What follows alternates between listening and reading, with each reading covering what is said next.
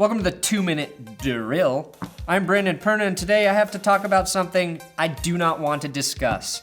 It's Emmanuel Sanders and the things his former wife, or in the process of being divorced wife, Gabriella Sanders said about him. TMZ, the worst place for sports news, published this article about Sanders.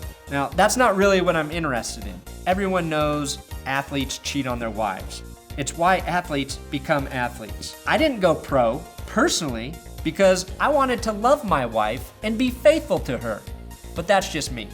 Almost all pro male athletes cheat with their penises. Peyton Manning did it, Joe Montana did it, Deion Sanders did it, Russell Wilson did it, Frank Gifford did it, Brett Favre did it, and even the golden fucking boy Tom Brady did it. Now, I'm no journalist, and those are allegations about those people. And since I'm not a journalist, I'm going to say they're 100% true. My point is, despite the fact that I think it is wrong, cheating NFLers is not a shock to me. What's interesting is that at the end of the article, Gabriella claims Sanders lied to the Denver Broncos organization, claiming he needed to be in Houston for the birth of his child in November, which was a lie, so he could keep partying. Now, you may be thinking, that's crazy. Here's this picture of Sanders the day after his child was born with Gabriella. Well, their second child was born on December 13th. Sanders missed the Broncos practice November 21st.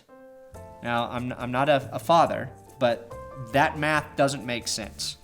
I remember because I briefly mentioned he wasn't at practice due to his child being born. Then I remember thinking it was very strange that a child was not born shortly after. Then, like everyone else, I forgot about it. My friend and his wife had their first child this week, and it was born 5 to 6 days after the due date. Sanders' child was born close to 3 weeks after he said he was attending the birth. I'm pretty sure they don't leave babies inside for an extra 3 weeks to ripen like fucking tomatoes. Now, in his defense, I will say, maybe he missed practice because there was a false alarm. Maybe Gabriella thought she was going into labor and Emmanuel Sanders genuinely thought the child was going to be born early. That could have happened.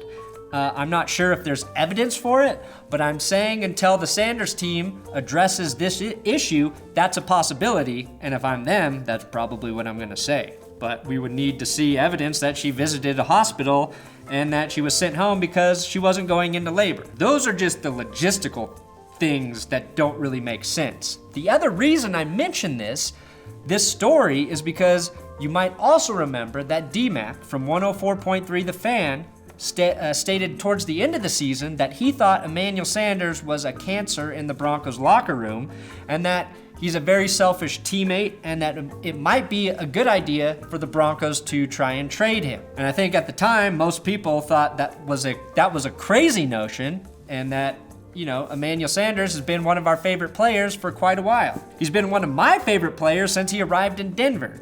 And internally, I tried to pretend like D-Mac was making crazy shit up. But this story, at least to me, suggests there may be some truth to what D-Mac was talking about. Now, I don't care what player it is, missing a practice to party and pretending it's so you can be with your wife for the birth of your child that did not happen is pretty fucked up. What's even more fucked up is Sanders played one of his best games of the season after missing that practice. 7 catches for 162 yards against the Chiefs and a touchdown. The Broncos lost, but I think Sanders may play better after cheating on his wife due to the guilt, which morally puts me in a terrible position. The more he cheats, the better he plays, but at what human price? I am torn here. The lesson is never become successful because money opens too many doors for your penis. That's the lesson. This episode is sponsored by CWHemp.com. Use my promo code ThatsGood for 10% off of your Charlotte's Web hemp oil.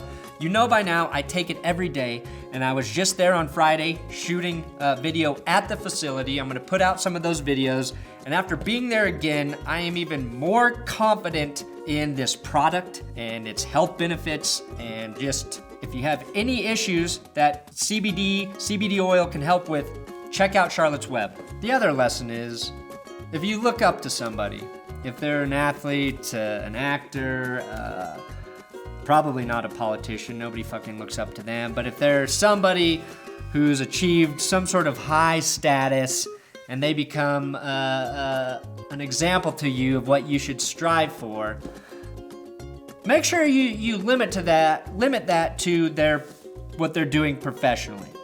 Because if there's anything I've learned about looking up to people, it's that their professional success usually becomes irrelevant to me after I find out they are kind of a shitty person.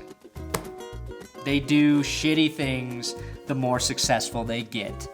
That's not true for everybody, but I can probably cross all my heroes off my list because they turned out to be kind of shitty. That's the other lesson.